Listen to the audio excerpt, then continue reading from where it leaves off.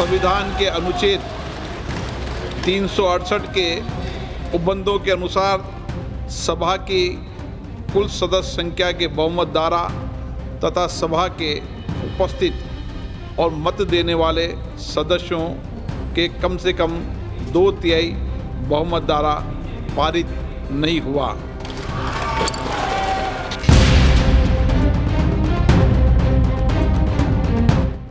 महिला आरक्षण बिल पर संसद में हुआ मतदान आखिरकार उम्मीदों के उलट साबित हुआ। पहले राउंड में 528 सांसदों ने वोट डाले, जिनमें 298 ने बिल के पक्ष में और 230 ने इसके खिलाफ मतदान किया।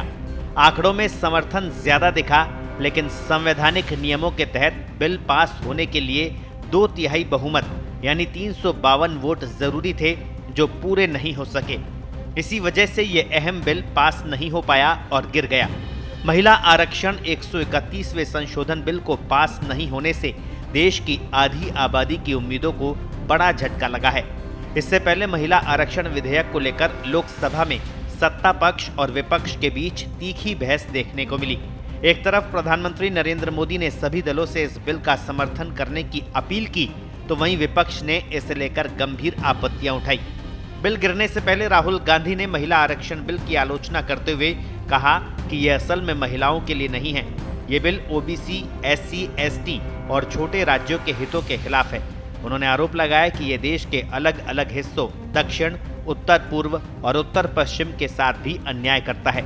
हम भारत जोड़ने वाले लोग हैं, किसी का हक छीनने नहीं देंगे और न ही देश को बंटने देंगे। ये बिल एंटी नेशनल है। जनगणना से जोड़कर उन्होंने ये जो कदम उठाया, उसकी वजह से इसे डिफीट किया गया। महिला विरोधी माइंडसेट की वो कह रहे हैं जिन्होंने हाथरस में कुछ नहीं किया, जिन्होंने उन्नाव में कुछ नहीं किया, जिन्होंने मणिपुर की महिलाओं के लिए कुछ नहीं किया, जिन्होंने खिलाड़ियों के लिए कुछ नहीं कहा, ये कह रहे हैं कि हमारा विरोधी माइंडसेट है महिलाओं का। हमने क्लियरली बोला है कि ये महिला बिल नहीं है। ये हिंदुस्तान का राजनीतिक जो स्ट्रक्चर है, इलेक्टोरल स्ट्रक्चर है, उसको बदलने की कोशिश है। ये हमने रोक दिया है। मैं समझती हूँ कि सत्ता पक्ष के लोग या तो पढ़ाई नहीं कर रहे हैं या शायद जागरूक नहीं है, क्योंकि ये महिला बिल के विरोध में आज वोटिंग थी ही नहीं। जो 2023 का जो असल महिला बिल है, नारी शक्ति वंदन अधिनियम, वो आज भी इंटैक्ट है, आज भी स्टैंडिंग है। ये महिला विरोधी, अरे भाई महिला आरक्षण बिल था ही नहीं। आप बताइए 2023 में जो बिल पास किया था, मोदी जी ने किया था। मोदी जी ने उस बिल में लिखा था कि पहले जनगणना होगी, फिर डिलिमिटेशन होगा और 29 के बाद ये बिल लागू होगा। ये मैंने थोड़ी लिखा था। 2023 का बिल पढ़ लीजिए। तब हम लोगों ने कहा भाई 543 में 33% आरक्षण आज दे दो, 24 में चुनाव करा लो। तब नहीं माने ये। आज फिर हम दोहरा रहे हैं, कल लेके आओ स्पेशल सेशन, एक दिन का और बढ़ा दो। अभी तो है कल का सेशन। 543 में 33% आरक्षण देना हो, आज दे दो, आज दो। लेकिन आप टुकड़े टुकड़े गैंग की तरह देश के राज्यों को तोड़ने की जो कार्रवाई आप कर रहे हैं, अभी दक्षिण और उत्तर का झगड़ा कराने की कोशिश जो आप कर रहे हैं, बंगाल की सीटें आप कम कर रहे हैं, तमिलनाडु की सीटें आप कम कर रहे हैं, उड़ीसा की सीटें आप कम कर रहे हैं, ये किससे पूछ के कर रहे हैं? हमने कहा था कि हम महिला आरक्षण के लिए बिल्कुल समर्थक है, हम आज भी वोट करने के लिए तैयार हैं, लेकिन डिलिमिटेशन से आप इससे कोई लेना देना नहीं। आप इन दोनों को डीकपल कीजिए, मतलब अलग अलग कीजिए। डिलिमिटेशन को ले आना बहुत बड़े बड़े मुद्दे उठाते हैं और हम वो नहीं चाहते थे। क्या बोलें इसके लिए? जो हमारा पक्ष था वो हमने अपना पक्ष बिल्कुल साफ रखा है और लगता तो ये कि फिर गाड़ी थमी रह गई, लगता कोशिश में कुछ कमी रह गई होगी। और हम महिला आरक्षण के पक्ष में हैं। महिलाओं को आरक्षण मिले, उनको सुरक्षा मिले, उनका सम्मान बढ़े, उनको स्थान मिले और लोकतंत्र में जो उनको स्थान मिलना चाहिए उसके पक्ष में। वहीं बिल गिरने से पहले प्रधानमंत्री नरेंद्र मोदी ने सभी राजनीतिक दलों से भावुक अपील की थी। सोशल मीडिया पर उन्होंने लिखा था कि कृपया कर सोच विचार कर पूरी संवेदनशीलता से निर्णय ले, महिला आरक्षण के पक्ष में मतदान करें। मैं देश की नारी शक्ति की तरफ से भी सभी सदस्यों से प्रार्थना करूंगा, कुछ भी ऐसा ना करें जिससे नारी शक्ति की भावनाएं आहत हो। देश की करोड़ों महिलाओं की दृष्टि हम सभी पर है, हमारी नीयत पर है हमारे निर्णय पर है। कृपया कर नारी शक्ति वंदन अधिनियम में संशोधन का साथ दे। एक दूसरे पोस्ट में पीएम ने अपील करते हुए लिखा, आप अपने घर में माँ, बहन, बेटी, पत्नी सबका स्मरण करते हुए अपनी अंतरात्मा को सुनिए। देश की नारी शक्ति की सेवा का, उनके वंदन का ये बहुत बड़ा अवसर है। उन्हें नए अवसरों से वंचित नहीं करिए। ये संशोधन सर्वसम्मति से पारित होगा तो देश की नारी शक्ति और सशक्त होगी, देश का लोकतंत्र और सशक्त होगा। आइए हम मिलकर आज इतिहास रचें। भारत की नारी को, देश की आधी आबादी को उसका हक दे। सियासी जानकारों की माने तो महिला आरक्षण बिल पारित नहीं होना लोकसभा में पीएम मोदी की पहली हार माना जा रहा है। बिल गिरने के बावजूद उन्हें इसका पूरा फायदा मिलेगा। जानकारों का मानना है कि सरकार जानती थी कि बिल पास नहीं होगा, लेकिन तमिलनाडु और पश्चिम बंगाल में मतदान से पहले संसद का विशेष सत्र बुलवाकर ये बिल लाना उसकी सोची समझी रणनीति का हिस्सा था। यदि बिल पास हो जाता तो भी वो उसको भुना लेती, और अब बिल गिर गया है तो तमिलनाडु और पश्चिम बंगाल चुनाव में विपक्ष को महिला विरोधी साबित करेंगे।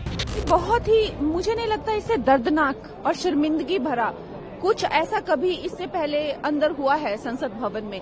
सारी बेटियों का, महिलाओं का मनोबल जो है गिरा कर रख दिया है, तोड़ कर रख दिया है। और इतनी मुझे नहीं लगता इस तरह की उम्मीद किसी ने भी विपक्ष से की थी। और मुझे लगता है, मुझे तो एक पर्सनल लॉस ये महसूस होता है और I feel so terribly bad कि आज हमें ये इतना शर्मनाक दिन देखने को मिल रहा है।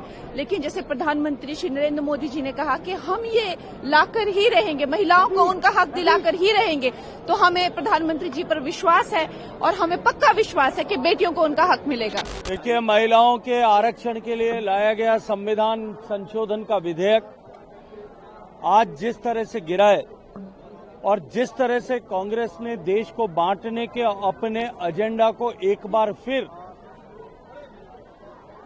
पुरजोर शब्दों में रखा, कांग्रेस का चाल, कांग्रेस का चरित्र और कांग्रेस का चेहरा तीनों बेनकाब हुए हैं। आज तो वचन पूर्ति का दिन था, नारी शक्ति वंदन अधिनियम को लागू करवाने का दिन था, एक ऐतिहासिक दिन होना था।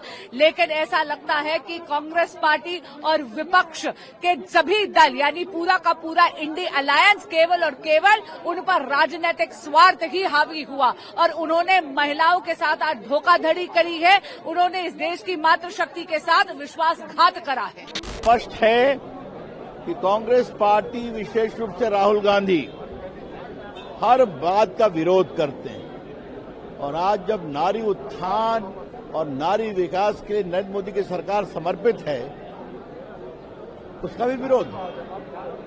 सीट बढ़ा दिया गया, 50% का कमिटमेंट भी दे दिया गया, ऑफर दिया गया, उसका भी विरोध। तो स्पष्ट है कि ये लोग नारी विकास, नारी वंदन, नारी रिप्रेजेंटेशन के पूरे मांग का विरोध करते हैं। देश की जनता और देश की माताएं बहनों से कभी माफ नहीं करेंगे। मुझे लगता है कि कांग्रेस पार्टी और अपोजिशन महिला विरोधी है और ये बहुत बड़ा हादसा मतलब अपने लोकतंत्र को है। और महिलाओं के आरक्षण के बिल को पहले समर्थन दिया, लेकिन अभी मतलब यहाँ कोई राजनीति करके कांग्रेस पार्टी और अपोजिशन ने महिलाओं को देने वाले रिजर्वेशन का विरोध किया और ये बिल मतलब फेल करने का काम इन लोगों ने किया है। इसीलिए हम इनका धिक्कार करते हैं और महिलाओं के बाजू में नरेंद्र मोदी जी और हमारी एनडीए है, ऐसा मैं विश्वास व्यक्त करता हूँ। अब देखना ये होगा कि भाजपा इसे कितना भुना पाती है और चुनावों में इसका कितना फायदा उसे मिल पाता है। ब्यूरो रिपोर्ट, पत्रिका। देश दुनिया की ताजा खबरें और वीडियोस के लिए अभी डाउनलोड करें पत्रिका ऐप।